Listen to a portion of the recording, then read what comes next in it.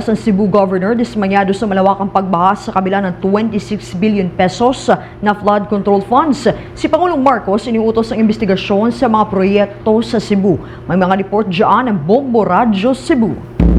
Dismayado si Cebu Governor Pamela Baricuatro sa malawakang pagbaha sa gitna ng mahigit 26 billion pesos na pondo para sa flood control projects. Kinestyon nito ang malaking halaga na hindi nasolusyonan at napigilan ang mga pagbaha na dulot ng epekto ng Bagyong Tino. Dahil dito, naglabas ito ng mariing pahayag tungkol sa malinaw na kawalan ng resulta sa mga programa para sa kaligtasan sa pagbaha. Sinabi nito na hindi makakaila ang lawak ng pinsala sa mga barangay tulad sa Talamban, Bakayan, Basak Pardo, Talisay, Pusay, kung saan maraming residente ang natangay at ang iba ay natabunan pa ng landslide. Binigyang diin din ni Baricuatro na hindi sapat ang simpleng paghingi ng mga update sa mga proyekto dahil kailangan ng isang malinaw na pag-audit at pagsusuri sa pagpapatupad ng mga programa para sa pagkontrol sa baha upang matiyak kung tunay ngang naipatupad ang mga ito. Idinagdag pa ng gobernadora na patuloy siyang makikipag-ugnayan sa Department of Public Works and Highways at sa mga lokal na opisyal upang mapabilis ang investigasyon at verifikasyon ng mga nasabing proyekto para sa pagkontrol ng baha, lalo na sa mga lugar na madaling bahain sa bawat taon.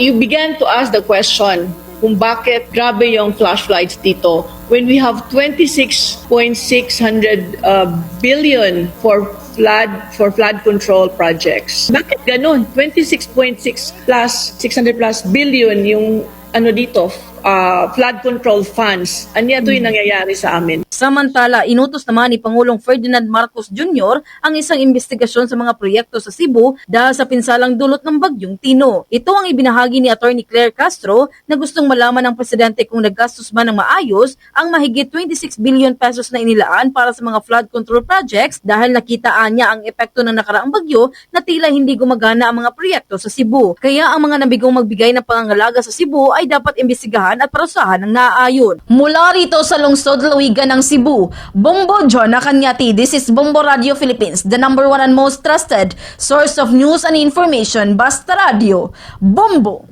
For the most trusted source of news and information, visit our website at www.bomboradio.com. Follow us on Bombo Radio mobile app, Facebook, YouTube, TikTok, and X, formerly Twitter. Like, share, and stay connected. Anytime, anywhere.